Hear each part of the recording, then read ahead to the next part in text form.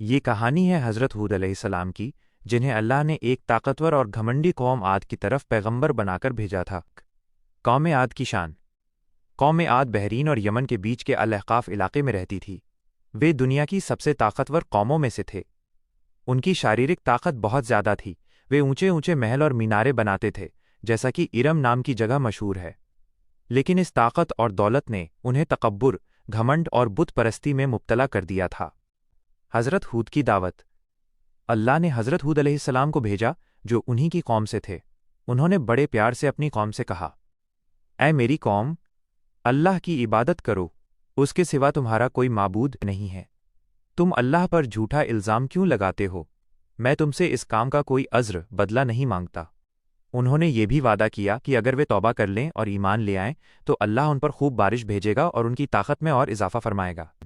قوم کا انکار اور ضد۔ قوم عاد نے حضرت ہود کی بات نہیں مانی۔ انہوں نے ہود علیہ السلام کا مذاق اڑایا اور کہا، تم تو بے وقوفی میں ہو اور ہم تو تمہیں جھوٹا سمجھتے ہیں۔ کیا تم ہمیں ان بتوں سے پھیرنا چاہتے ہو جن کی عبادت ہمارے باپ دادا کرتے آئے ہیں؟ ہم پر عذاب بھیج کر دکھاؤ اگر تم سچے ہو۔ حضرت ہود علیہ السلام نے کہا، میں تمہیں اللہ کے عذاب سے ڈرا رہا ہوں۔ عذاب کا نزول۔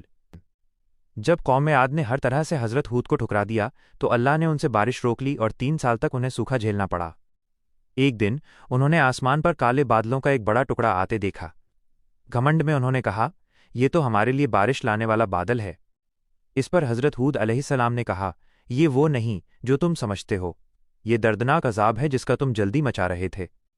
عذاب کا انجام۔ اللہ نے ان پر سخت اور طوفانی ہوا بھیجی۔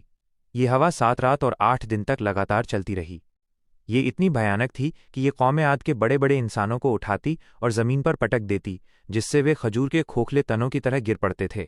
ان کی اونچی اونچی عمارتیں، ان کے باغ اور ان کی طاقت سب تباہ ہو گئیں۔ صرف حضرت ہود علیہ السلام اور ان کے ساتھ ایمان لانے والے چند لوگ ہی اللہ کی رحمت سے بچا لیے گئے۔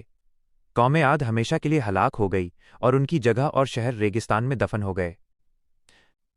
سبق۔ یہ واقعہ سکھاتا ہے کہ طاقت اور دولت پر گھمنڈ کرنا اور اللہ کے رسول کی بات نہ ماننا ہمیشہ تباہی لاتا ہے۔